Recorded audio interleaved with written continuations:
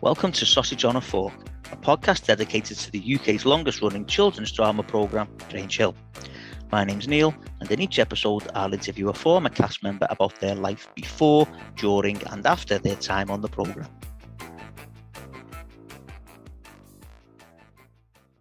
Okay, Happy New Year everyone, and welcome to the next episode of Sausage on a Fork. And I am absolutely delighted to say that I have been joined by none other than Tim Polley, who played Steven Banksie Banks.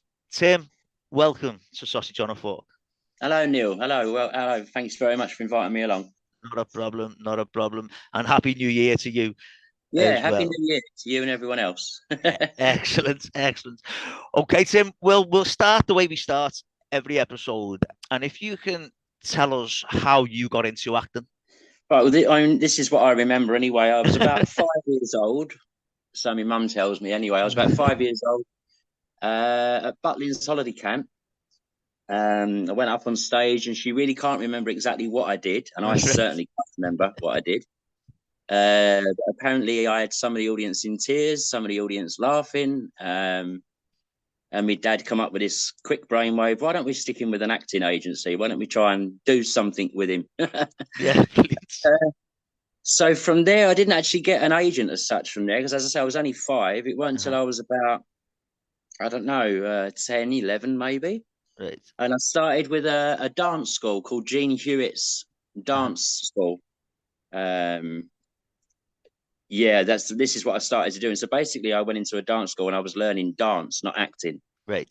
And in there I learned modern, tap, ballet even. Did different dance basically and got some medals in that as well. I was quite pleased with it. Yeah. Suggested to my mum and dad, why don't you put him with an actual agent and to see if he can actually get any work, you know? Yeah. She's thinking dance, and I'm thinking all the time, as far as I remember, I don't really want to be a dancer. I'd rather be an actor. Yeah. We found Sylvia Young. Well, she put us on to Sylvia Young. Right. Back at the time, it was called Young'uns Agency. And she'd literally just sort of started out back then. It's like early 70s. Again, as I remember, she had a 2 up, 2 down house at Wanstead in Wanstead Flats. Right. I don't know if this is a figment of my imagination or if it's real, because my mum can't remember. But I'm sure it was. That's how she started. And that's how I started attending her agent, going around literally to her house. And then from there, she went and got premises. In the end, she had a school down in Marylebone, London. Right. Now, I'd been with her now at this point for a few years, a couple of years or so. I'd had a couple of just little background bits, if you like, but just to give me a taste of what it's actually going to be like to work within the business, if you like. Yeah. And then Sylvia actually invited me along, or asked my mum and dad would they like to put me into her school full time. Right. So immediately mum and dad said no, there's no way we can afford that. Like, they told her the rates, we can't, we just wouldn't be able to afford that. We've got 3 other kids as well as Tim. Right. Anyway, Sylvie said to her that let Tim join the school. He can pay for his own fees through the work he'll get. This is how confident she was. And in the meantime, we'll come to some sort of an arrangement. Basically, I went to the school and didn't pay full fees for a little while until I was really up and running, until my mum and dad could actually do it properly as well. I was very lucky, very, very lucky that Sylvie literally took me under her wing, and I'll always be grateful to this day for that. Yeah. And it was because I got into school is how I actually started to get proper jobs, get proper work. And that's sort of where it started, really. So around about 11, 12 is when I actually really got going. Lee Spark was on, and Lee Spark was telling us about when he did Bugsy Malone. Yeah. And you were in that with him, weren't you? Fantastic, yeah. And somebody sent on Facebook the other week a photograph of me and Lee in like the dressing rooms, I think it was. Right. In the back, and you've got Stephen McIntosh sitting there, and I'm thinking, yeah, I know I used to know the lad, but I feel like I don't know the lad because I've not spoken to him for years. And because Steve McIntosh has gone on to do some big things, he really done some big stuff. He played Dandy Dan, in Bugsy Malone. We had Lee Ross, know Lee Ross as well. We had him playing Fat Sam. Yeah. I played a character called Lefty, one of Fat Sam's gang. Right. It really was a fantastic, unbelievable experience doing that show. Yeah. We did that for 3 months. Well, I was in it for 3 months. Right. Um, they have what you call companies because we were kids underage. We could only work so many days of the year. Uh-huh. And so we had like companies. I was in what they call company 3. So company 1 went on first. They did 3 months stint. Then company 2 went on. They did a 3 month stint. And then company 3 went on, which was my company. We did our 3 months. And then company 4, they withdrew the show halfway through. Wow. So I was extremely lucky. Went Was on as long as it did for me to appear. yeah, Fiona Lee Fraser was in one of the other companies as well. She was That's saying right. when she was on as well, yeah. I don't know if it was the one that got pulled. She never mentioned that one, like, but Yeah. but yeah, she was in as well. You've mentioned a couple of people who were in Bugsy Malone, but did you get to work with any other, like, sort of famous people when you were in your early days? My Like, early days. Yeah, and it's not till later in life when it actually dawns on you that you've worked with these folk. right, So, for instance, Nigel Planner, right, uh, yeah, Neil, yeah, from Young yeah, Ones. yeah, So he was in a show called Shine on Harvey Moon. uh-huh, This is before, I think it was before he was a known face as well. I right, don't think he was known at the time, but he played like the son in that to the daughter of Harvey Moon. right, I just basically played a little friend, a little urchin friend, if you like, of the young lad of Harvey Moon. right, That was my first real professional job, if you like. uh-huh, I remember that as well quite well. I passed out on set one day. right, okay, The weather was so cold. It was Baltic. It was like 1 degree, 2 degree, and we were filming outside. yeah. And yeah, I flaked out. My girlfriend calls me Flaky Jakey because I do it every now and again. I have a flake out. Well, I did them back then, and I remember that passing out on set. But yeah, he was my first real professional person that I worked with, Right. and the guy, of course, that played Harvey Moon. Now I can't remember his real name No, for the I life of me, can't. but he's done a lot of work. I've Yeah, seen him face pop up a lot on the TV, so I worked with him as well, of course. brilliant. Um, what's the name who plays Birds of a Feather? Pauline Quirk, Linda Robson. Paul- Pauline Quirk, isn't Yeah, it? The one who does the loose swimming. right. I don't know. Apologies. I only know because my girlfriend has this stuff Right. on. I don't watch it. Don't get it wrong. Yeah, she played the daughter. She was the daughter of Harvey Moon, so it was Right. her I was worked with as well. Yeah. Um, and then other famous people I met Christopher Reeve once. Yeah.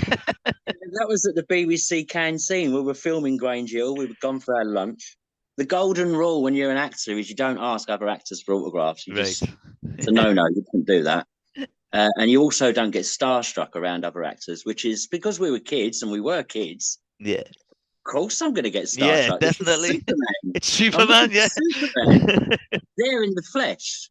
And all the kids on the table, I can't remember exactly who was on my table. Don't be silly. You can't go over and speak to him. You're at the BBC canteen. Don't be silly. And I thought, how can I do this? I've got to speak to him.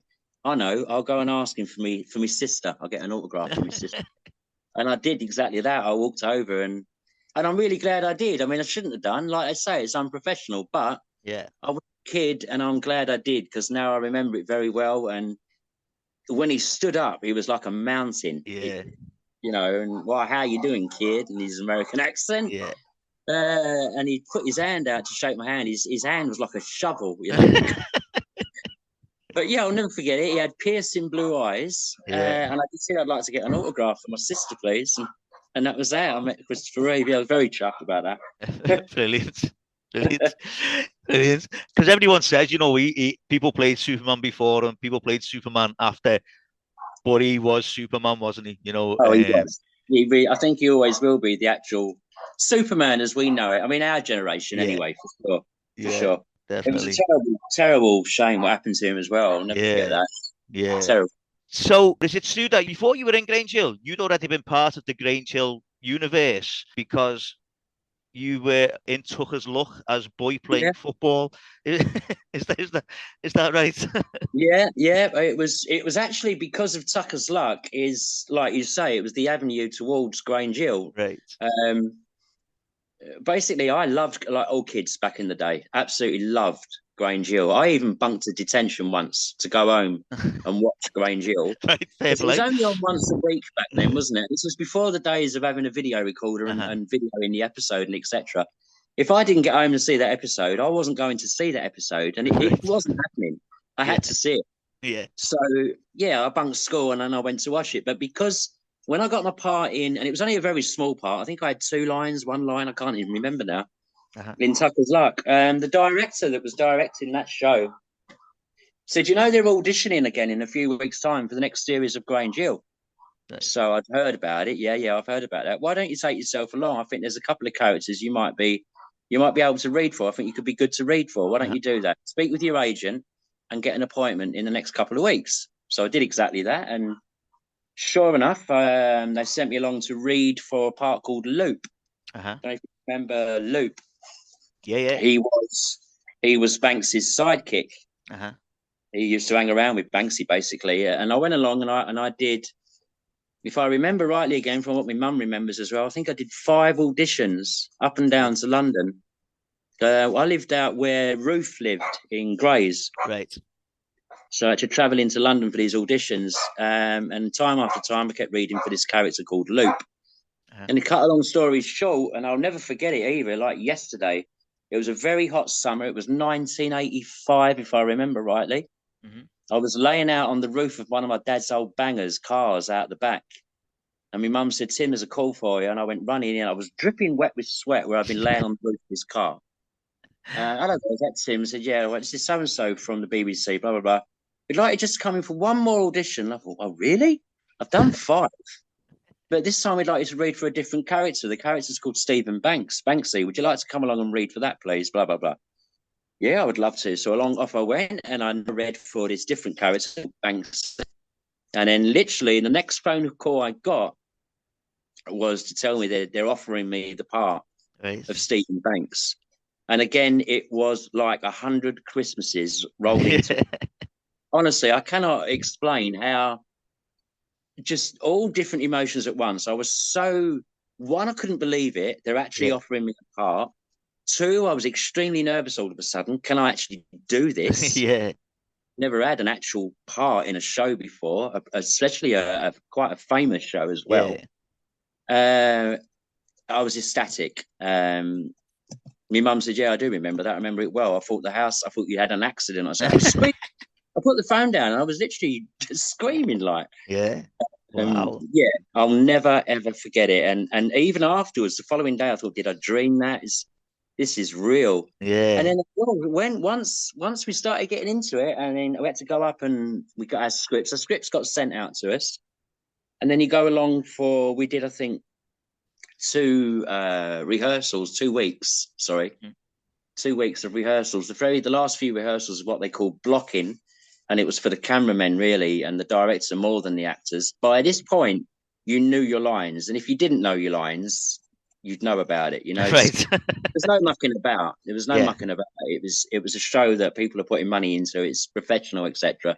So come to the end of them 2 weeks, when you do those rehearsals, you really do need to know your lines. And I just think because I was so nervous about that more than anything else, learning lines and remembering lines. And there was a lot of lines as well to start with. My character was quite prominent to start with. But because it was done so professionally and I was so into it, I found learning the lines quite easy in the end. The trick was to learn everybody's line, not just your own, so you know exactly what's happening on the page. So if you know what the person before you is saying, your line sort of comes automatically if you know your lines.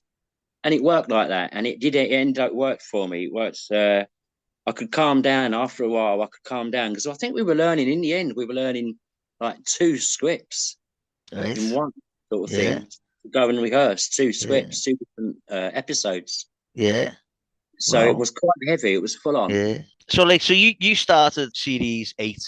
On 1985. So you got the part in 84 because it was on air in 85, and Banksy was brought in as part of the school merger between Grange Hill and Brookdale and Rodney Bennett. And I don't know, when you look back, it's Grange Hill originally had like a mix of kids anyway, But then Brookdale was like all the rough, all the scally lads and girls, and then Rodney Bennett was all the well-spoken ones and all. And I just think, hang on, if they're all in the same area, wouldn't they all sound the same anyway? You know what I mean? Yeah. It like that. But you said there about, Banksy was quite prominent, and his first scene, you find out straight away what Banksy was like. He's arguing with kids, he's arguing with teachers. He had a massive chip on his shoulder, didn't he, about about the schools merging, like. Yeah, that's right. I mean, I think all the characters really weren't happy about the fact, because Brookdale really was an arch enemy of Grange Hill kids, wasn't it? If I remember rightly, in previous episodes and shows, they mentioned Brookdale, and there was a character. There was a character in the series before.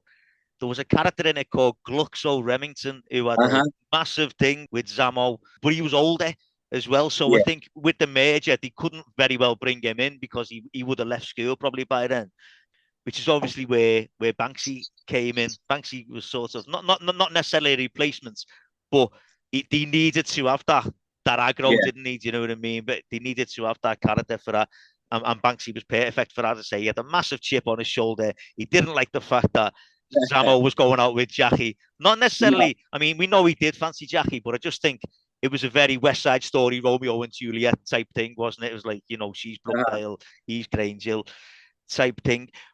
That became a prominent thing, didn't it, between the three of them? It was the love triangle thing. Yeah, that really was my main storyline. I think as well, they'd already had Gripper, who was a brilliant character. And Gripper was quite a hard character, wasn't he? He could be racist at times. It was quite unreal, really, when you watch the really old show. He was a bully. He was a bit racist. And I think when Banksy, because every show needs a bad boy, doesn't it? Every show needs a...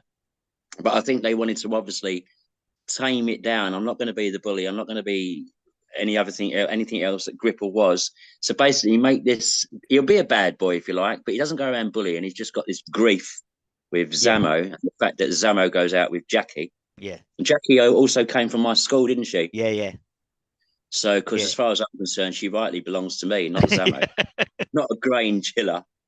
No, I mean, quite a lot of your initial scenes, there was just a lot of fighting going on, wasn't there? And usually, it was over who got to sit on the back of the bus. That was a lot of the fighting. No, it's the best place to sit, isn't it? Up the back. You can keep your eye on everybody else down below, sort of thing, can't you? And the scene where Mr. Bronson literally, he comes on the bus and we're all in the middle of a scrap. Yeah. I remember filming that very well. It was good fun. Every scrap scene we did was good fun. We didn't do enough of them as far as I wanted to do more. But that scene where Mr. Bronson, Michael Sheard, comes on the bus and, has a go at us and then literally picks me up by the scruff of my neck and throws me out of the seat into a different seat. Yeah. I think we'd shot that twice, that's all, literally twice. And we've got that move on. It was really good, really good fun. You mentioned Michael Sheard there, and I ask everyone about him because he must have been brilliant to work with. Oh, he really was. And again, at the time, I didn't realise, I don't think many of us did, how much of a well-known actor he was. He'd been in the business a long while. He's doing movies, Raiders of the Lost Ark, Star Wars, for crying out loud. He's doing stuff like that. And he's got talking parts in these movies as well. He's not just background. No. So this is a man, to take your hat off to and admire and look up to. So at the time, I'm quite gutted, really, that I certainly didn't realise he was, but he was an absolute professional. And he was nothing like Mr. Bronson, as people, nothing like that at all. It was a very nice, had a lot of time for you. It talked very softly, quietly. It was a great person to work with. And I'm really, really proud of the fact that I did manage to work with him. Yeah. I've actually got his book here that I've not read yet. I will admit I've not read it yet, but my dad gave me his autobiography not so long ago. Yeah. Which I'm looking forward to reading. Yeah. Brilliant. So, what was the relationship like in general between the kids and the adults? It wasn't us and them, right? But it was obviously we're kids, we stick with the kids, and the adults obviously stick with the adults. But none of them, I can honestly say, none of them were. Oh, I don't want to work with kids. Don't work with kids and animals. It's the golden rule, isn't it? but none of them are like that. The guy that played Bullet Baxter, Oh, Michael uh, Cronin. yeah, Yeah. again, it was a very nice man, very just warming and down to earth. And if you want any advice, they'll give you as much advice. And also, if you're going wrong as well, they'd pull you up in it. No mucking around on set either. No piss ball. Oh, sorry, I'm swearing there. That's all right. Yeah, no mucking around on set. And if you did, you'd know about it. There was one scene again. Me and Lee did. Zamo Lee McDonald in a locker room. I accused him of stealing my watch or my wallet, something like that. So we get into a bit of a scrap, and the teacher walks in. Now there was a line. I'll never forget this. I even have trouble saying it now, and I'm going to try and say it again now. And my line is, as I'm shaking Lee's hand, I say, "Well, you shouldn't go jumping to conclusions, should you?" So I have trouble saying it. Normally, it's a bit of a tongue twister. You shouldn't go to conclusions. Well, I'll tell you now, Neil. It was a nightmare because the more I did it, the more I couldn't do it, the more we were laughing, the other kids were laughing. In the end, it became like we're all corpsing big time now until the director went, enough! You know, sort your lives out. And I'm thinking, can we just change the line? How about cut my line? How about I just shake his hand and say nothing? But no, it works. When I look back on the scene, I can actually, I don't know if anybody else notices it, but I can hear I'm having trouble saying that line. Right. Brilliant. You've just said there about, again, another fight, and that was with because obviously, like, doing my research, I read about, your character, and I watch stuff, and I was watching. It was about getting ready for the school play. It was rehearsals for the school play, which to me, if Banksy had gone to the same school as me, there's no way Banksy would have wanted to be in the school play. Not a chance. You know what I mean?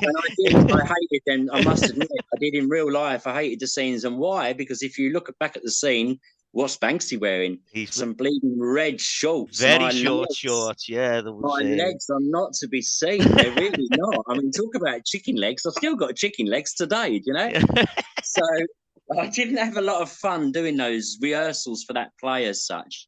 I didn't have fun doing them scenes, I must admit. And you're right. I don't think my character...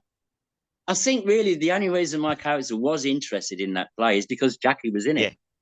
And I had to be around her to keep my eye on her, to stop Otherwise, Banksy's character would not have any way gone in the show, gone in the play, doing, singing and dancing, for example. I mean,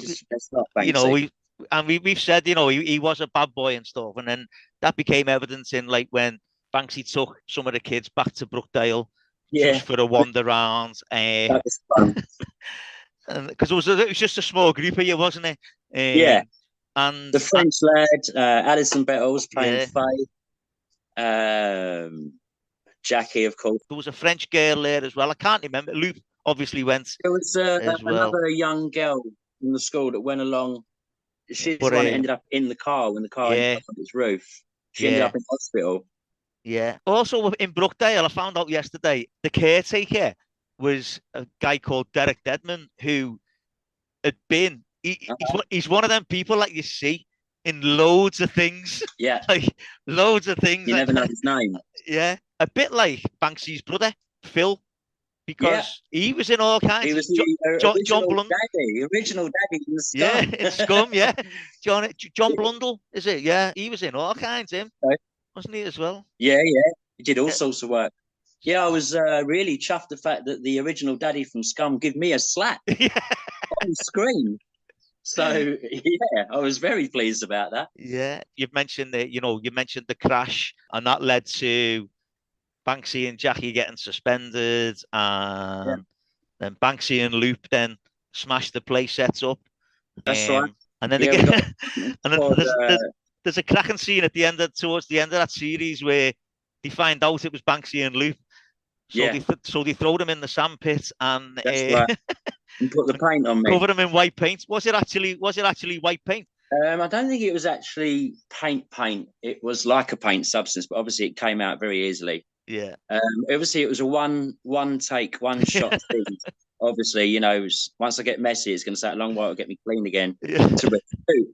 So it was a one-take thing. It was ad-libbed by me, I'm proud to say. My mother will kill me. That wasn't in the script. That was ad-libbed, because what it was is when he poured it, I can't even remember which character poured it on my head now. Zammo. Is it Zammo? Yeah. Right. Yeah. When he poured it on me, I remember it being very cold and going down my back. And I wanted to go, oh, because Banksy can't do that. I was like, oh, mother would kill me. Yeah. But yeah, it was. We got it in one take, fortunately. Yeah. And then obviously, Banksy comes good by getting his brother to turn up with his biker mates for the play and getting the motorbikes on stage and all that. And I always ask about like the finales of series, because everyone always says how great they were, because pretty much everyone in the whole cast was all together for the finales. But that one was a little bit different, with it being like the musical, wasn't it? And bringing other people in. And obviously you'd lost your part because you were meant to be the leader, weren't you, of the rockers in that one? That's right. But you'd lost your part because you'd been the bad boy. And then just after that, of course, they changed Banksy's character after that. Then I started, my storyline changed a bit. I started losing, I didn't have the interest in Jackie after that in the next series. And I started working with handicapped people, didn't I? That was that was a little bit later on.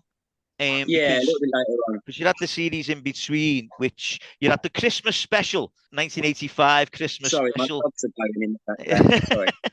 That's all right. You had the 1985 Christmas special, where it was a weird one, the Christmas special, because everyone's just got little bits, like just little things going on. It was like a longer episode, but everyone's got little bits. And there was Banksy and Trevor Cleaver were working in league with, them wire metal games where you've got like a wire on like a circle, and you have to get it round you have to wind it around the wire. And Banksy, you move it around and for some reason Banksy and Trevor Cleaver had become mates for this one, and they were going there. My character had nothing to do with Trevor Cleaver in the show, did he? No.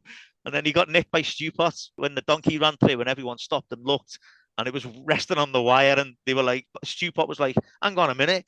Because even there, working with Stewpot again, you'd been in Tucker's luck with Tucker, but then you get to work with Stewpot, another Grange Hill legend. Yeah. So then we move on to the next series, Series 9, 1986, and Loop's gone. There's no Loop anymore. Loop's left. And you see, and this is when I say I'm lucky. Look how lucky I am. I was on the verge of getting cast. Well, if I was going to be lucky enough, as I say, to be cast as Loop. And Loop got wrote out, as you say. Yeah. So, and Banksy stayed in. So again, I was extremely lucky. I got the character Banksy and carried on. Yeah. But there was only Banksy and Jackie who survived from that merger, because all the Rodney Bennett lads went as well. That's right. So like there was only them as your main characters that survived. But the most sort of, let's say, interesting, prominent thing about Banksy when he started that year was he had a moustache, if you can call it a moustache. You have to bring that up, don't you? Yeah. Yes, I had the bloody moustache. Now, that's not swearing, bloody. No, you're all right with that one. That's fine. So, I'm guessing that wasn't your idea. My idea? They actually asked me, this is no word of a lie, Tim, do you think in the 6 weeks that we're off, whatever it was, do you think you'd be able to grow a moustache?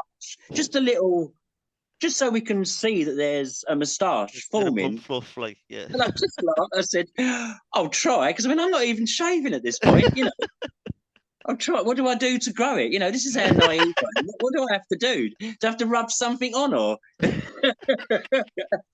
So I tried my best, and sure enough, when I went in with my pathetic real moustache, you couldn't even see it on camera. It was so faint, it just didn't show up. Right. So basically, on the day, they got the props people to make me a moustache. I mean, what I love about that is it's not just the kids who were giving them grief over it; it's the teachers as well. Everyone's just laughing at them. It was hysterical, though. And what did it look like? You could see it weren't a real moustache. It was terrible. There's scenes that are cringeworthy for me, I'm afraid. not. I don't like those things. Now, I mean, But they are funny. Don't get me wrong, and they do make me laugh as well as everybody else.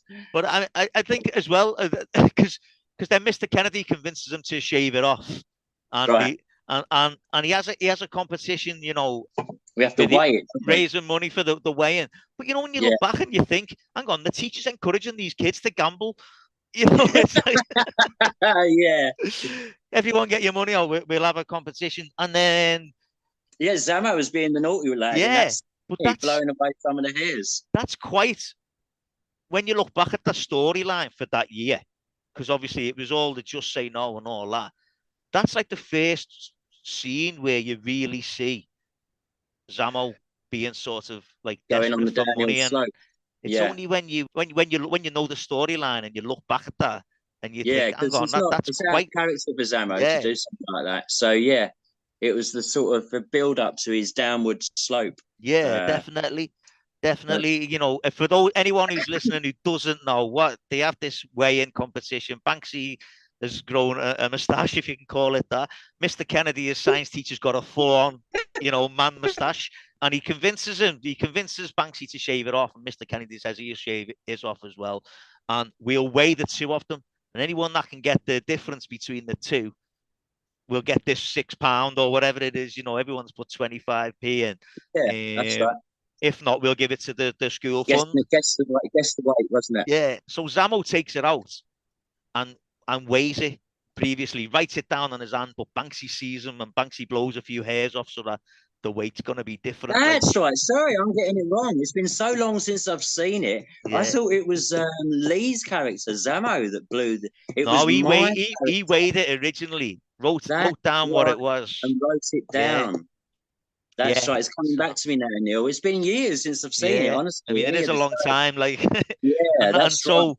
so as we say there, Zamo thinks he's won and then realizes it's different, and it's as we've said there, it's the first real sign of him being desperate That's for right, because money. he's gobsmacked, isn't he? He's gobsmacked. Yeah, That can't be yeah, right. That just can't be right. I've wrote it down for crying out loud.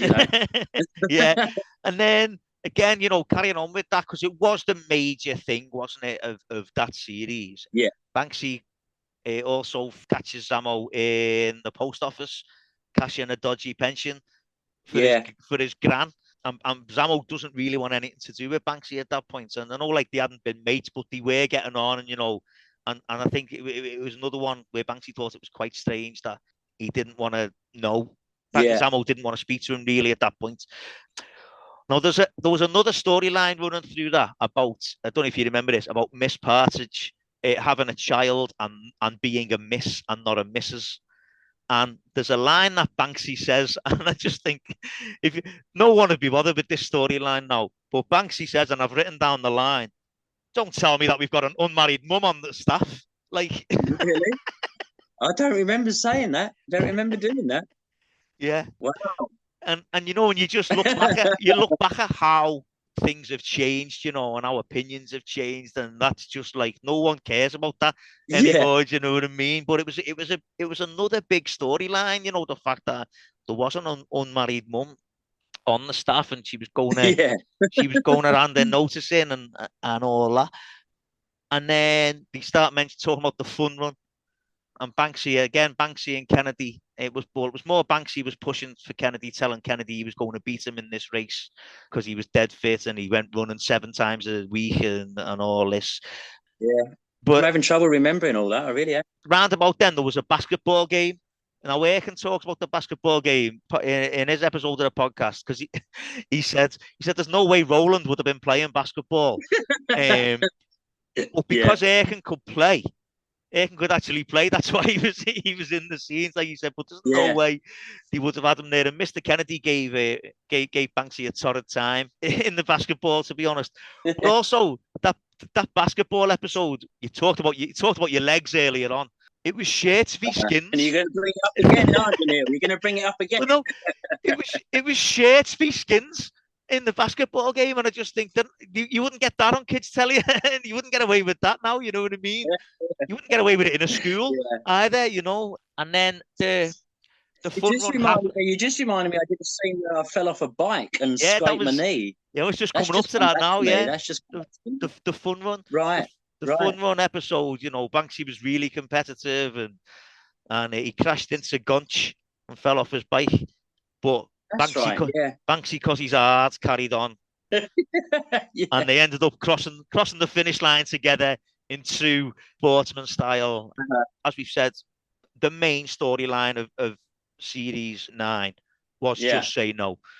And what a great storyline it was. It was hard hitting for a children's TV show. It was quite hard, I think. Yeah. Even today, Yeah, definitely.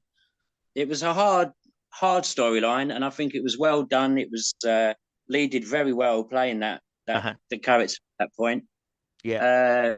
And I do believe it might have not totally worked. Of course, there's still drugs in the world today, of course, but I do think that a lot of kids, the message would have gone in. You know, this don't just happen. I mean, really, it would have happened to the character like Banksy. He would have gotten something like that, maybe. Not Zammo. Yeah. You know, but instead they chose Zammo because Zammo was a nice lad. Everybody liked Zammo. And look, kids, this is what can happen to nice kids like Zammo if you muck about with stuff like that. Yeah. So it was a good point, a good message, and it was done very well, I think. Yeah. Yeah. Unfortunately, I wasn't in that series as much, but that's because they concentrated on that storyline. But I'm very glad and proud the fact that I was in that show then when they did that. Yeah. Very glad, yeah.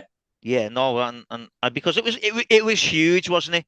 You know, it wasn't just kids telly in the end. You know, it can we say transcended, didn't it? Because it went, you know, the fact that Lee was on Wogan talking about it and stuff like that, and it was massive. Everyone knew about it, and you know, and it is still talked about today. And obviously, it led to the record. I've watched the video, and I can't really see you in that video. I'm only in it the very, very beginning. We're walking down a corridor. There's me. I really can't remember again. Me, Alison, I think. Another lad, and then another girl, and I just can't remember who they were. Again, it's years since I've seen it, but I know that's the only shot you see me is walking down the corridor. But you were there. But you were there for the recording and all that. Yeah. We were there for the entire recording. I just only appeared in that very right. And did you sing? Did you sing on the album as well? Yeah. I managed to sing a Dire Straits number, "Walk of Life." Right, brilliant. That was called the Walk of Life. Yeah. I did that one. I've got the album here actually. It's all signed by the other kids in the cast. Tremendous. And it's all faded a bit now, but I've still got the album. Yeah. I've still got it on vinyl. Yeah, tremendous. Okay, so now I need to ask you this, and I know it'll be a sore point, but the trip to the USA, and the White House and all that, you didn't go on that. And I was meant to go, and so was Lisa York. The two of us were meant to go along with the rest of the cast, but what they decided to do, I don't know why. To this day, we don't understand why. We just know that me and Lisa got dropped, and I think other people were put in our place. Again, I can't really remember. All I know is me and Lisa, and I don't think she'll mind if I say this, literally cried in each other's shoulders over that issue. Right. We were both, one, we're going to go to the States, you know, two, we're going to meet the president. Yeah. All different reasons that we wanted to be there. And then all of a sudden we're not. And I'll never forget it, Neil, when they aired it, I turned it off. Did you? I couldn't watch it. I was so gutted. Yeah. I couldn't watch it. And and I didn't watch it. And but again, I mean, that was that. It was just, that's such his life. And again, it was a great thing they did, that these English, or British, I should say, TV characters are going over to the States to put a message across to American kids. I mean, that's big. That's really, really good. Yeah. But did they not give you a reason why then? They may well have done, Neil, but I just can't remember, to be honest. I don't think the reason would have mattered to me at the time. No. The fact is you're dropping us. Yeah. I just know that me and Lisa were extremely, extremely upset over that. And that's fair enough, to be honest. Like, I don't think anyone would have a problem with you being upset over that one. Like, there was a point we were going, for so many weeks into it, we were going, we were there. Yeah. And it was at the last minute, like a week before they were due to go, I think. Wow. They told us. Yeah, we couldn't believe it. Neither of us could believe it. But yeah, Yeah, such is life. that would have been a You hard can't one to win. take. But round about that time as well, you were also recording a program called Secrets Out with Mike Smith. If you remember much about that, it was like a panel game, a bit like Call My Bluff. Yeah, wow, bloody hell, that's gone out, man. Wow, secrets out. That really, you've just reminded me of that. That I totally forgot about that. In Yeah. fact, I'm having trouble remember. I know I did it. I know I was part of it, It was. but I've tried figuring out. I don't know if it was always kids from Grange Hill or if they just did like a few specials. But you were on it a couple of times. But it was all like, obviously you the likes of yourself and Alison Bettles, Melissa Wilkes, Ricky Simmons, Lee Mapp. It was all sorts of like yeah, yeah, you mean your older kids, should we say? Like, but I think it was a bit like Call My Bluff, if I remember rightly. It was yeah. that type of Caught thing. sight, Like, if I remember. Yeah, yeah. secrets out. Now you've said it, I remember it. Yeah. All right. Well, I won't ask you too much more because that's obviously been locked away It's a in bit the of a memory blur, that banks. one. Like, um, I hope I can find that on YouTube. I'm gonna have a look. yeah, I think there are a few on there. Yeah, to be honest. No, obviously. So then that moved us on to Series 10, 1987, and you were in sixth form. You'd done your GCSEs, but hadn't Yeah, maybe not got wearing our own clothing at that point, weren't yeah. Banksy had maybe not got the qualifications he wanted originally. We had a motorbike in that one as well. we? Yeah. Motorbike, A brilliant experience again. I'd never driven a bike before, never rode a right? motorbike before, and they just wanted just a few shots, maybe a shot of me pulling up on the bike, a shot of Uh-huh. me pulling away on the bike, and that's it. That's all they want. So rather than putting a double in, is there any chance you think we'd be able to show him out? Do you think we should try that? And they agreed that they would do it. And so, Tim, we've never ridden a bike. We just as simple as this. Simply give it a bit of throttle, let the clutch out in gear, of course, and Yeah, it will slowly pull away, and they'll cut. So yeah, that's it. That's all we've got to do. And I was really, really pleased the fact they're asking me to do this and not getting a double to do it. yeah, So I was over the moon. Oh God, yeah, let me do that. Please let me do that. I'll be able to do that. And sure enough, I picked it up pretty quickly. And sure enough, we shot our scenes. There's only 2 or 3 scenes, I think. The best one was when I pulled off really with the ump. I'd yeah, argue yeah, and I skidded away because you actually hear a bit of skid there as well. And that's me doing that. And I'm yeah, Tim Polley, the stunt man. Cut a long story short, I actually nearly killed myself on that damn bike, and Excellent. it was in the lunch break. Everyone's having their lunch, and I thought, well, now I know how to use the bike. I think I'll give it a little drive around the set, around the studios in Elstree. Right. So it's a big plot, a big area, so it's quite an area to drive around the building. So because I'm going around, I'm getting more confident with it, and so I thought I'd start giving it a bit of welly on the straight. Yeah. My God, the throttle only stuck and wouldn't Oh come back. no. And I'm heading, and I'm not joking, I was heading towards where people are sitting down eating this outside lunch. It was like offset lunch sort of thing. Wow. And I could have seriously hurt people, including myself.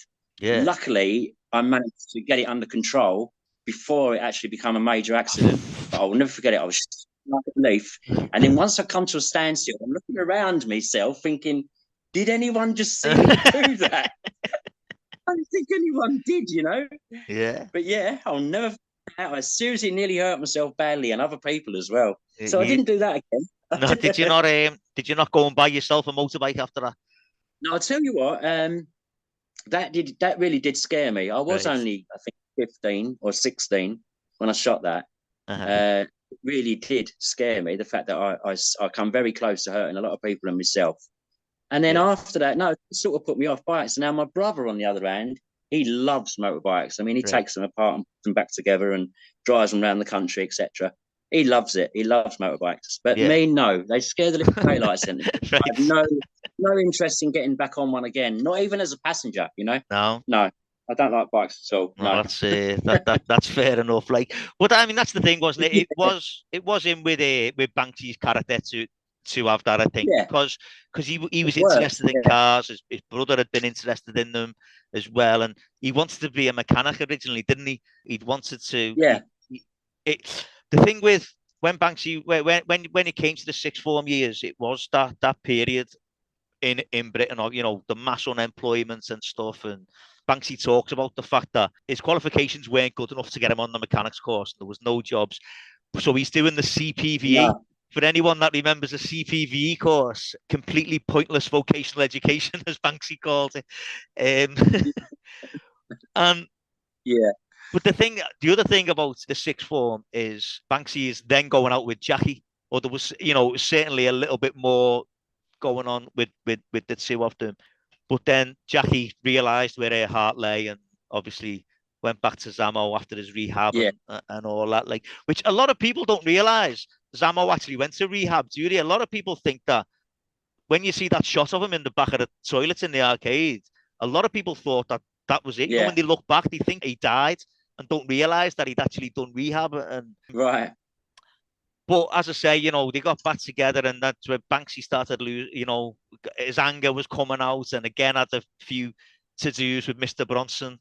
And there's a scene where Mr. Bronson accuses Banksy of smashing his car, but it was actually the donkey had done it. Yeah. When I throw the cup. So you threw a cup at the wall, the cup against the wall. Is that right? Yeah, as Bronson walked in, so he just assumes that it was Banksy that had damaged his car from that. That's right. That's right. I was with Faye. I was with Alison in that scene, wasn't I? Yeah. Hey, see, you remember he's not that bad. Yeah, no, there's things I do remember, but there's other stuff like my mum. So I phoned my mum last night, literally asking her to try and remind me of stuff. Does she remember stuff? And yeah, honestly, some parts of the stuff you remember and stuff, and other bits are just complete blanks. Like that show you just mentioned, Secrets Out. 40 years ago, like it's going to be. Yeah. And then that series had the barge trip on it, and Banksy was determined. He was determined to get Jackie to go on the barge trip with him, and she just didn't want to. And there's a great scene where he's trying to get her to go, and she says she's going away with Samo to a Narcotics Anonymous week instead. She's going to go away, and Banksy shouts as she walks out, "Oh, why doesn't she like me?" And every lad who's watched that has been there. Do you know what I mean?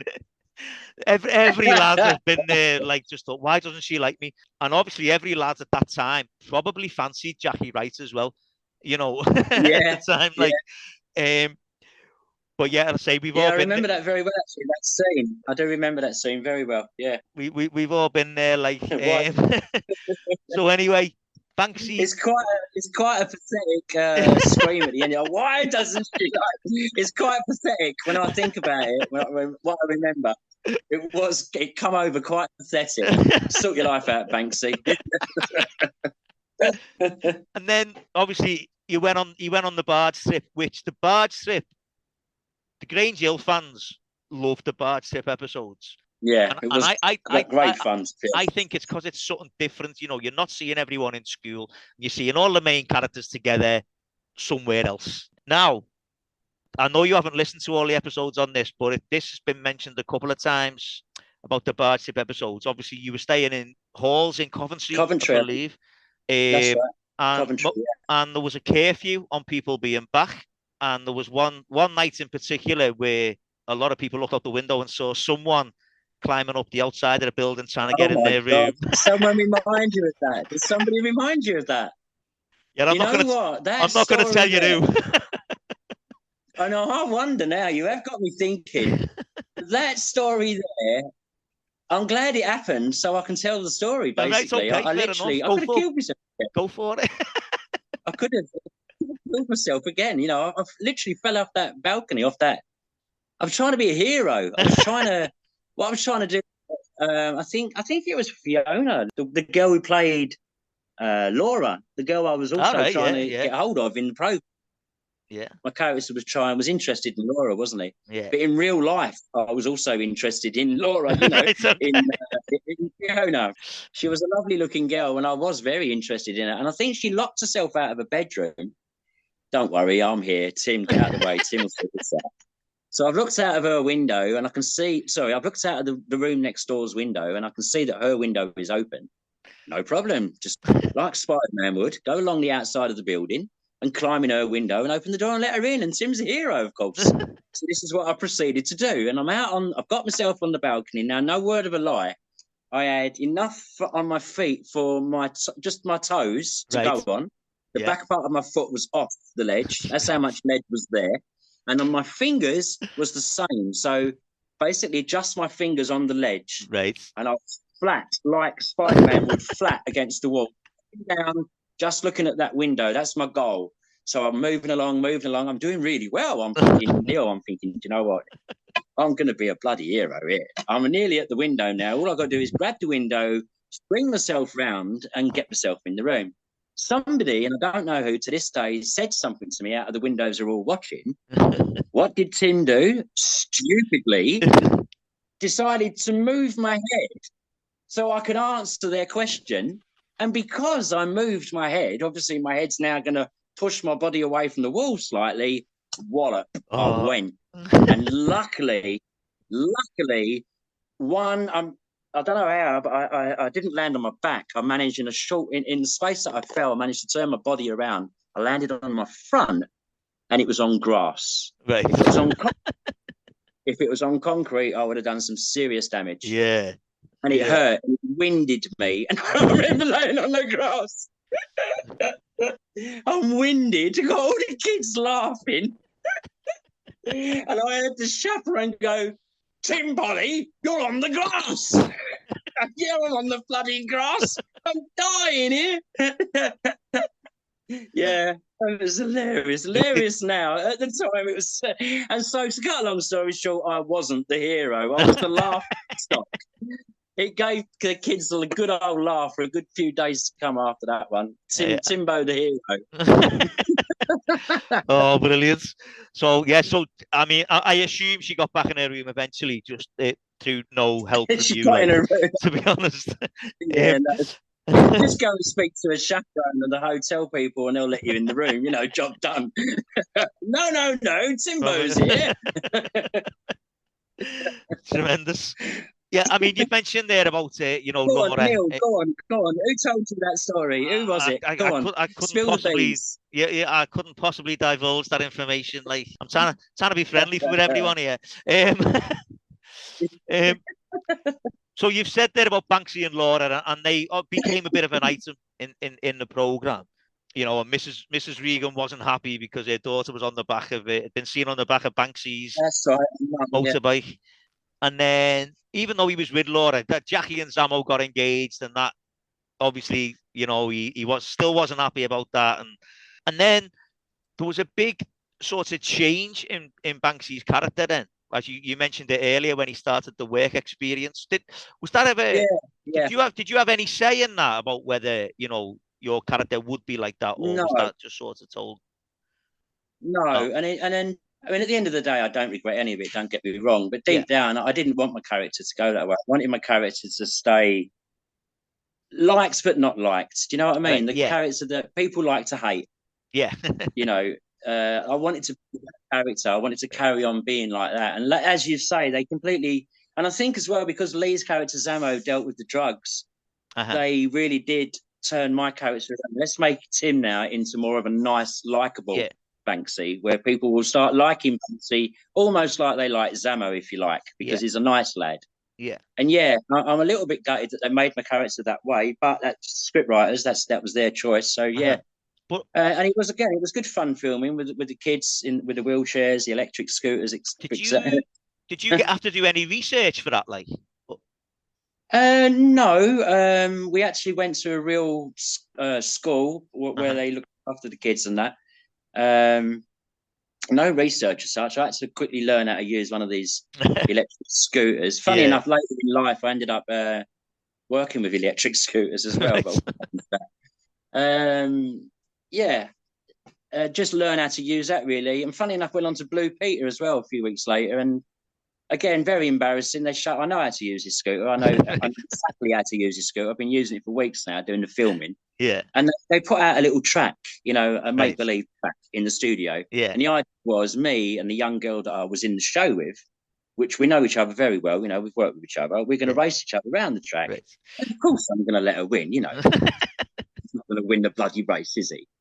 I'll tell you what, when they started filming, don't forget it's a live show. Yeah. My bloody thing, someone put one of my brakes on. So instead of me going forward, I started going round in a circle. And it was quite embarrassing to say the least. Yeah.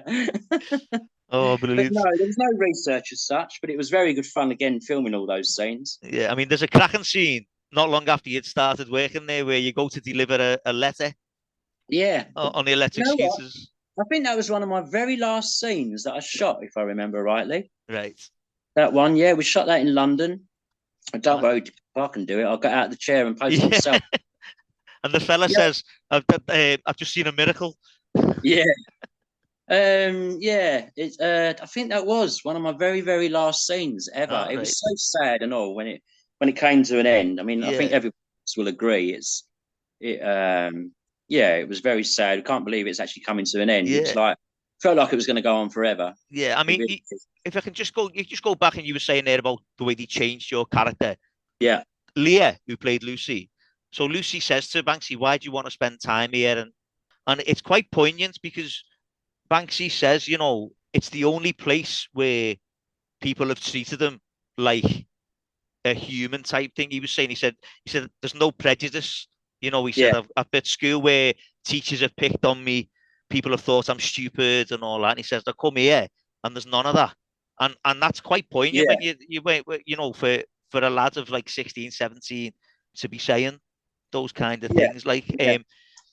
and he did spend more time with Lucy, and Laura had obviously got jealous, and it came to an end.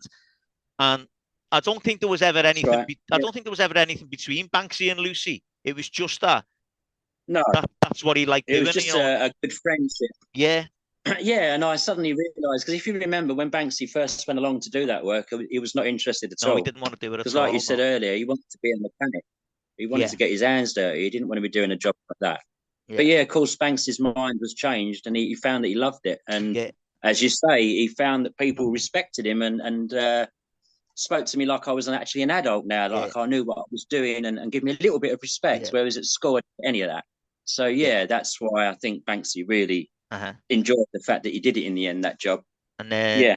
and then there was obviously the cricket match, which was again is one of them scenes where everyone's together, the whole cast is together again, and people just love them because everyone's together. Yeah. And then Banksy left, but not only Banksy, everyone in that year group Yeah. left at that time. Was it ever discussed any of you going back, or was that just it? No, it was just like, you're leaving school basically. We were, I think, what was the sixth form at that Uh-huh. point, was we? Yeah, It was just a case of that was the end of school and that's it. We're all off into the big wide world.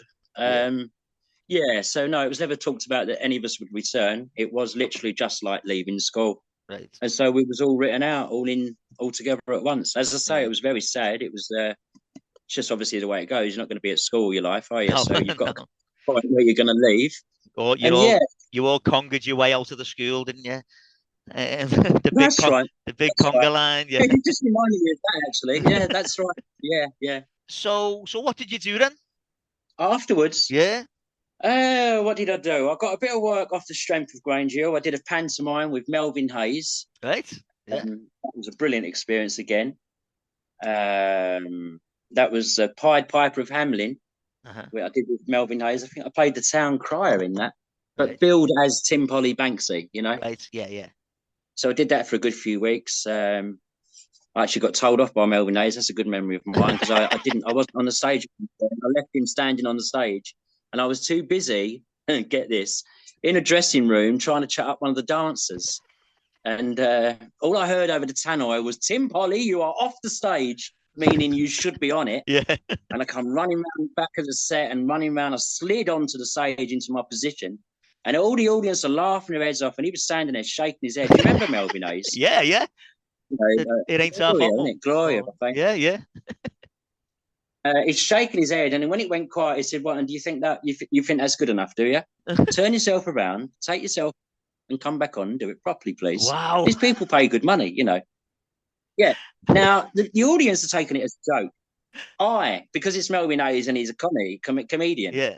I was taking it as a joke, so I did. I started breathing properly. I walked Yeah. off the stage, and then I walked onto my position, and we did it properly. Now I'm nervous as well.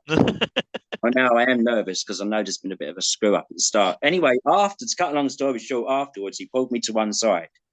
If you ever ever do something like that again, not only in this production, but in any other production that you might end up doing, you can. I can't remember what he said word for word, but he made me feel so small and Wow. little. He really did give me a bollocking. He was not happy in any way, shape, or form. The fact that I'd left him standing on this stage, having to ad lib, having to Yeah. fill in the time. Yeah. And yeah, I learned a lesson that day. I learned a big lesson that day. Yeah. My mum and her husband, my stepdad, he invited us out for a bit of a meal and that, and he was telling them, your boy, it'd be okay. Stop and listen, and he'd be okay if he would like pay attention a bit more. And because my stepdad last night, he was shouting out in the background, "Do you remember, Tim? Do you remember when he's giving you that bollocking?" I mean, yes, Mick, I do remember. Yeah. No, do you know what though? Working with Yeah. people So like yeah, I that, did that with him. yeah, that's quality. Yeah, I mean, Yeah. the other thing round about that Yeah. time was you also sang on Ferry Aid, didn't you? Let It Be. Yeah, that's right. Yeah. Yeah.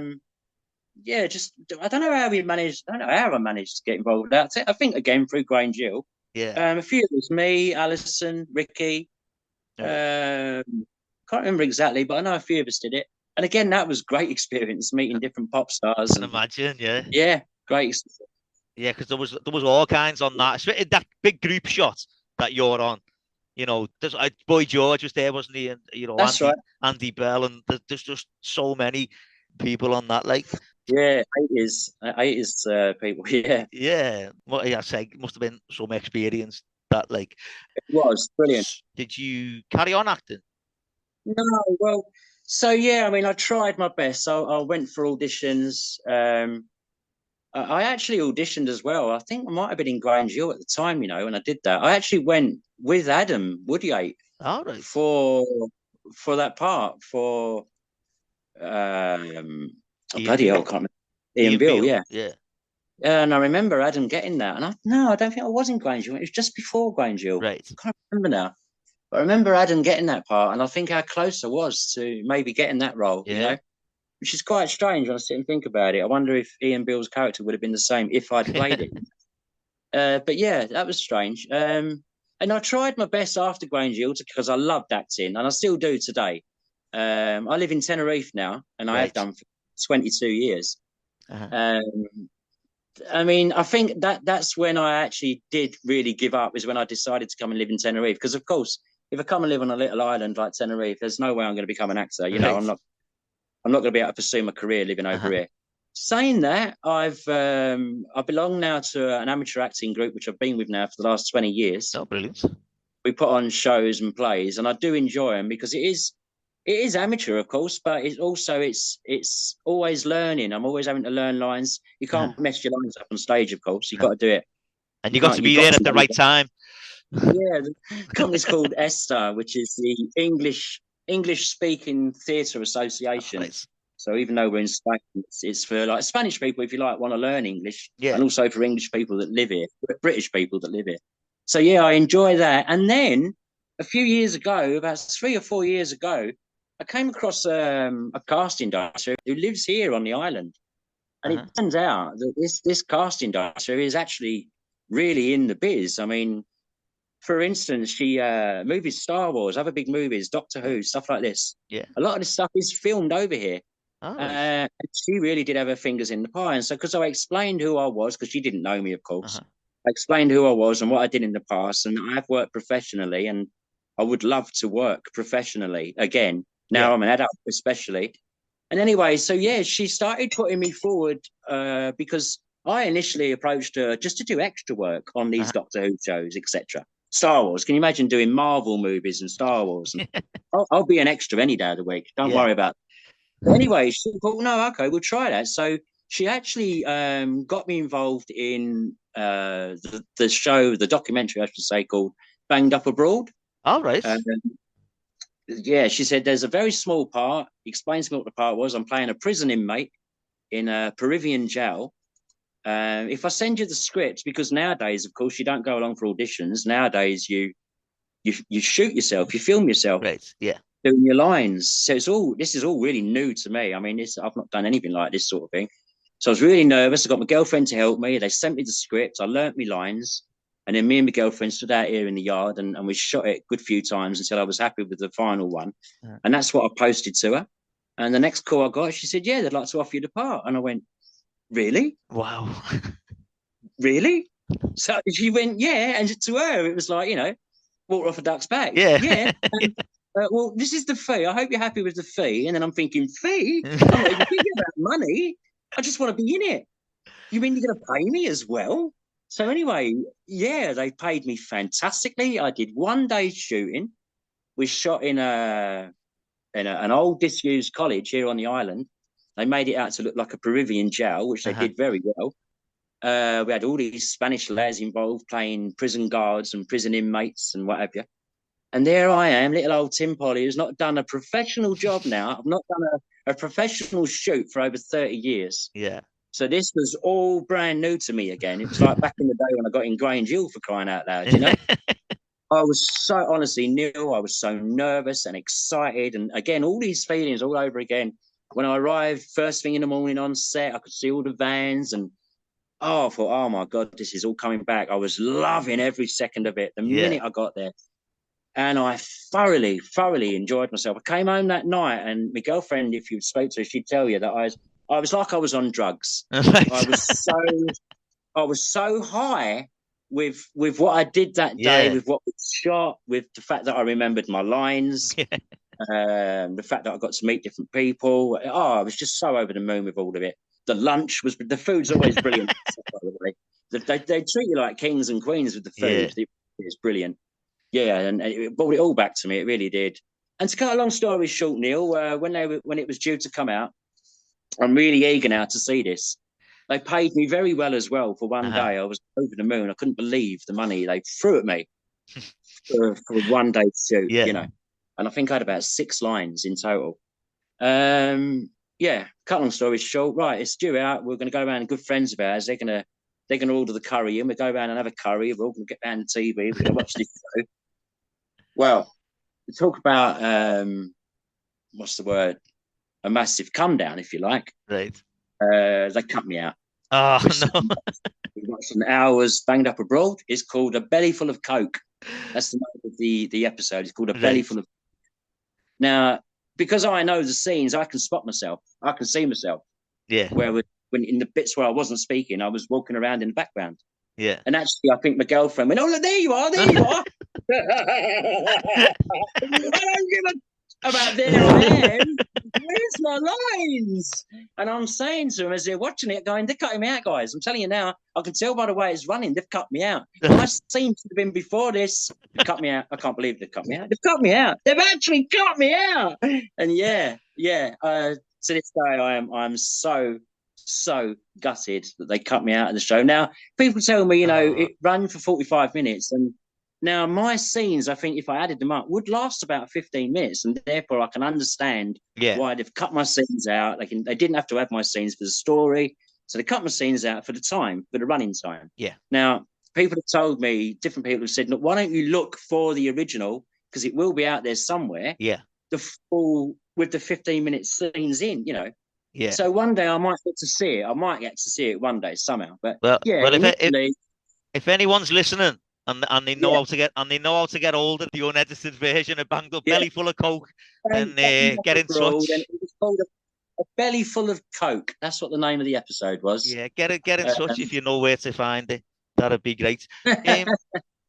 But going back a little bit further than that, in 2005, you were on Bring Back Grange Hill with Justin Lee Collins. Yeah, that's right. Yeah. I was very, very pleased as well. Very pleased. They invited me back for that. Did you do any sort of thing with Justin Lee Collins, or was it just literally, can you turn up on this night? See, now, again, if I'll just mention, you've mentioned that show there, because, when I say they cut me out of the Banged Up Abroad, that's not the first time that's happened to me in my career. They invited me, Neil, get this right, I live in Tenerife. Now, they know I live in Tenerife, but still, they invited me, flights paid, accommodation I didn't need. I said I'll stay at my mum's. I can travel into London. She lives in Canvey Island, so I didn't need accommodation, so that was okay. But they paid my flights and they paid my food and everything for the day's shoot and all the rest of it. And Neil, they cut me out. They cut me out. Cut me out again. That's the first time I've been cut out of a show. No, sorry. Times when I got cut out of America meeting the president. Right, yeah, okay. So they invite me all the way from Tenerife to appear in a TV show, but cut him out anyway. It's only Banksy. It's nothing important. It's just bloody Banksy, Tim Polley. Tim who? Tim Polley, that's right. Tim, yeah. Lee, he'll go on the cutting room floor. Don't worry about that. So they cut me out of that. That was another thing. Back here in Tenerife, now get this, Neil, back here in Tenerife, back in the day when we shot that, there was a lot of people back here back then. A lot of them have gone now, moved on, but I've got a big crowd together, and I do mean a big crowd in a bar with a 60-foot screen. We're going to see Tim Polley on the big 60-foot screen. Oh, no. Come on, all come down. Well, you can imagine, can't you? I wanted the floor just to open and swallow me up. Oh, because, no way. Again, where are you, Tim? Are you blagging us, Tim? You weren't really in it, was you, Tim? Come on. Yeah, you went back to see him film it, didn't you? What can I say? And they cut me out, yeah. But you do turn up at the end. Extremely bad. You do turn up, getting out your car at the end. So yeah, they had a quick stop of me getting out the bloody car. I remember though. I remember watching that, thinking this could have been like easily 2 or 3 part program. It was weird. It was like, how they cut it down to one program. I thought, because there was that many people, and since doing this podcast, I've realised how many people love Grange Hill. That could have been easily, easily 2 or 3 parts, because everyone's got their own story, as we know from doing this. It was a shame that they didn't show everyone's interview, should I say? That's right. They could have exactly like you said. Now you say it, I totally agree with you. Yeah, the amount of footage I know did. Flair turned down an interview, didn't she?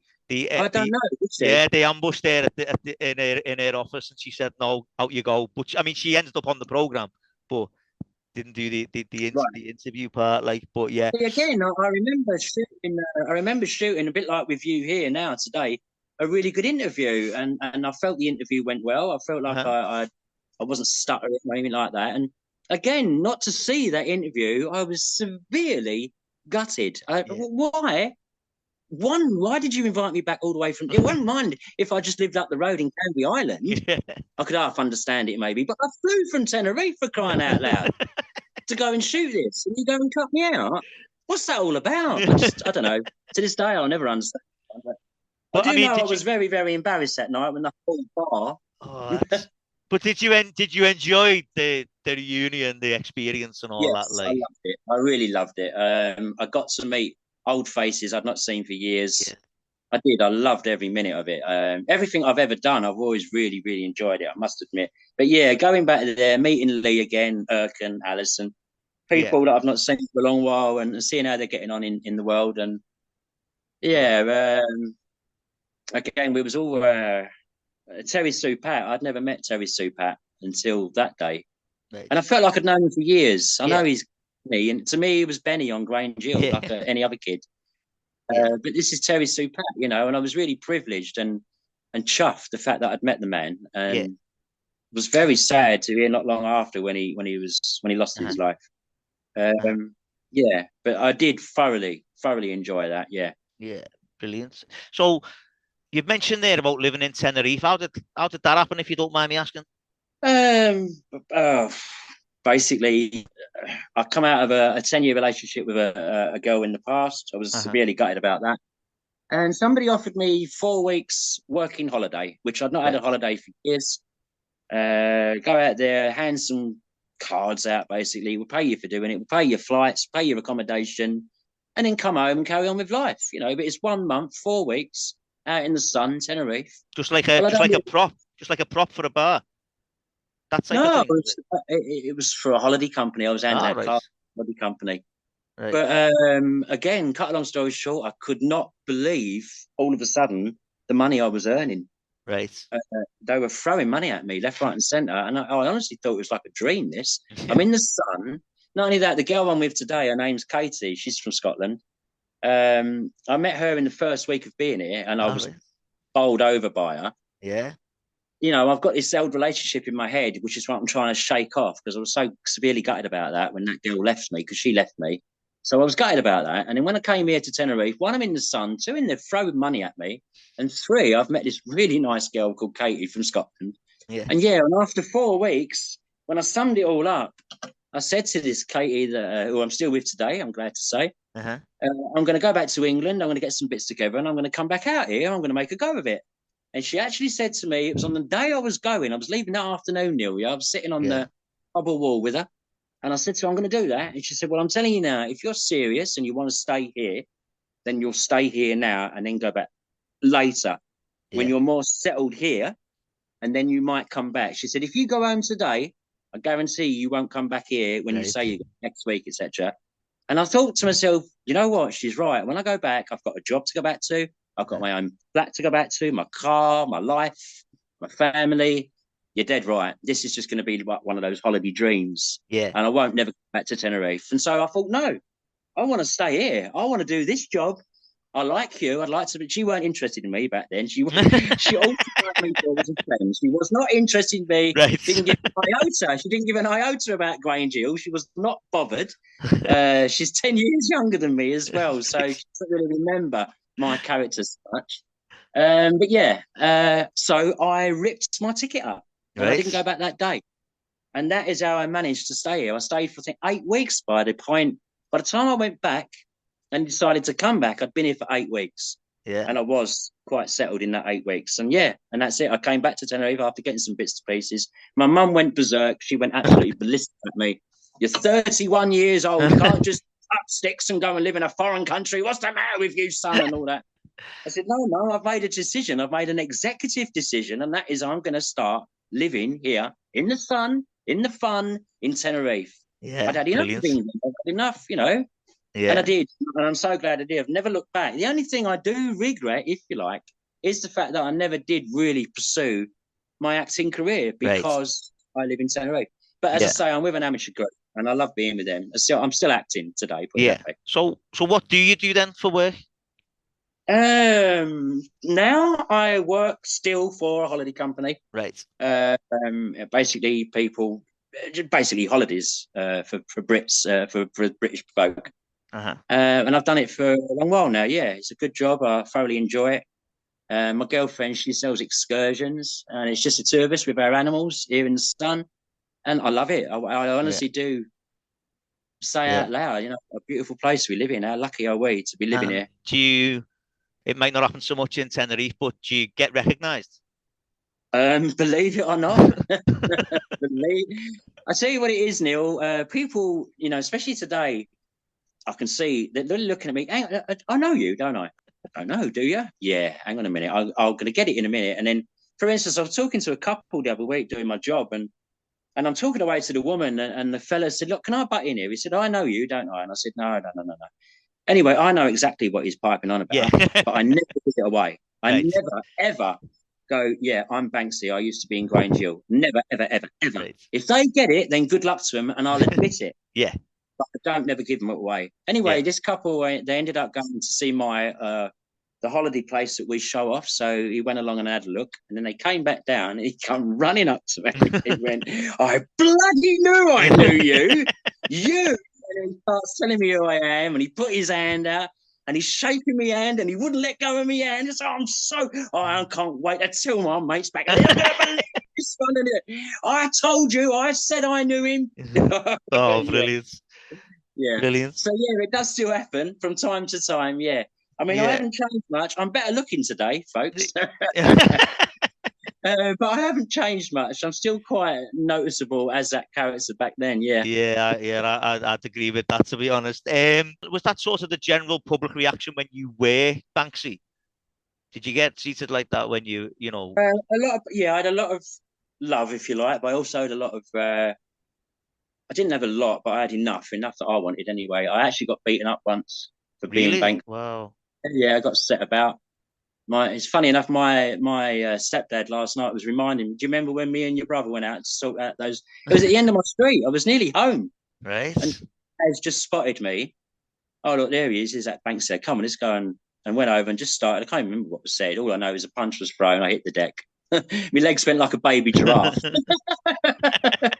Come on, Banksy, what's the matter with it? Get up then. It's like that, isn't it? But yeah, like my brother and my stepdad came to my rescue. Yeah, brilliant. And it's happened on a couple of other occasions as well. It's happened, never got really hurt, but certainly situations that were sticky and not nice. People escorted me out of the pubs, and a couple of lads started on me, but a couple of other lads who also knew who I was stuck up for me. Yeah. And I do believe if those lads didn't stick up for me, I might have got hurt that night. That was in a working club in East Ham, London. And yeah, that wasn't a nice experience. But luckily there was people out there that don't take it seriously, do realise the show and that I am an actor. I'm not really Banksy. You're not really that trying to be that hard, like and I'm certainly not hard enough. I'm not a fighter, I'm a pacifist, Yeah. But yeah, there is I've had some experiences to say the least. Yeah. Back in the day, anyway. You've mentioned a few people that you saw on the reunions and stuff. Are you still in touch with people from the cast now? Via Facebook. Right. I speak to Lee. I speak to Lee Sparks as well. He lives out in Australia now, Lee Sparks, isn't he? Yeah, he's been on here. Yeah, he's great, Lee. Yeah, he's a good lad. Good lad. And he hasn't, he's just exactly the same. Yeah. See, I didn't really get to work with Lee in the show. No. Lee Sparks, that is. I come along after Jonah, his character, was out. So, but I do remember Lee, obviously. But and George, who plays Ziggy, he's a character. He's a proper character. He is. Yeah. He does have me in stitches on his remarks and his comments, the stuff he does on Facebook. Yeah. He has me laughing. He really does have me laughing. Yeah. So there's a few people I speak to. Not everyone, but I do speak to a few people. Again, living out here, I mean, not just those folk, but everybody else I fell out of touch with, really. It's only because of Facebook and social media now is really why we've managed to all link up again in a way. Yeah, no, brilliant. That is the good side of social media, isn't it? Do you know what I mean? Because social media has got a horrible side as well, but that's the really good side of social media there. Okay, so we are coming towards the end of the interview, Tim, and I've got a few questions which are all Grange Hill related. Last year it was in the news that there's going to be a Grange Hill movie. What are your thoughts on that? I'm glad you asked me that. First of all, I heard through the grapevine that it's been shelved. Right, okay. I hope that's not true, because I for one. First of all, I think it's a good idea. Grange Hill's got a very good following still to this day, which is quite surprising, but it has. It was a very well-liked programme. It was the first sort of TV drama for kids, wasn't it, back in the day? Yeah. There was nothing like that before that. And so people of our age now, our generation, do remember it's good, fond memories, Grange Hill. Yeah. And so I do believe there is a market for a little movie. I do believe that. And with today's issues in the world, because unlike back in those days, it'd be different for the kids today. Yeah. Again, like you say, social media and things like that. And the way that the country is today compared to what it was back then. So there's some good stories I think they could use. And if they decide to bring back some original cast members, I, for one, would love. Brilliant. I would love the chance. It's to be an adult actor. That's what it is, Neil. I've not really had a proper chance to be an adult actor, apart from on stage as amateur productions. And I've done some stuff on stage over here, and I've had some bloody good write-ups. And I'm really, really pleased about that. People have noticed me, and I've had some good write-ups and good feedback. So I feel in my heart I'm able to do it. Yeah. And I feel like I can act. I want to act, and I want to prove not just to everybody else, but to myself that I can do it. So to be given an opportunity, like to appear in that movie, even if it was just a very small Banksy appeared cameo part, if you like, that would do. Just to be in the midst of it, to be involved again, I would love it. I just hope it's not true that it's been shelved. I can't remember where I read or heard that. Right. But I just hope that's not true, and I hope they do it, and I do hope they get in touch and give me a little shot at it. Yeah. Brilliant. Okay, so you mentioned about the fact that you watch Grange Hill and you liked it. So other than Banksy, who was your favourite character in Grange Hill? Oh wow, favourite character. Gripper, really. I used to love watching Gripper.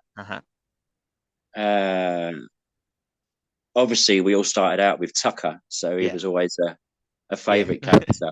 Again, I've never met Todd Carty. No, I've never met him. No. Right.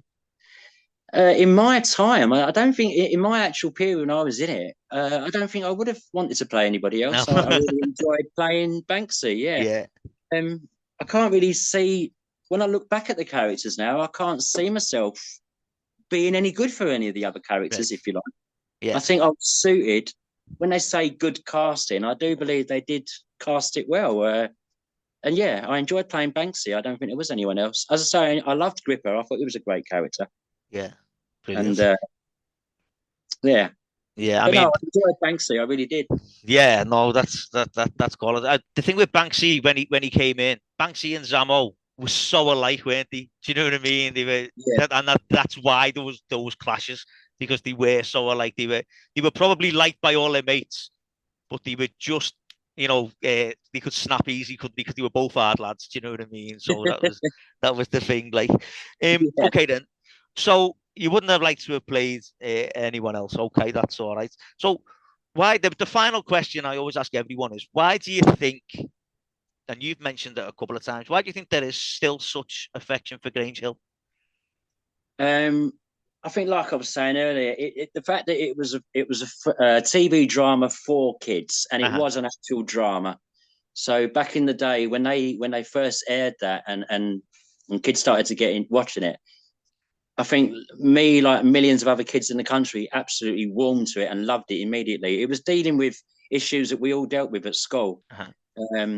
Bullying, racism, stuff like that, school pregnancies, and it was dealing with all the issues that actually go on in schools today, or back then in the day, if you like, in the UK. So it immediately struck a chord with millions of kids.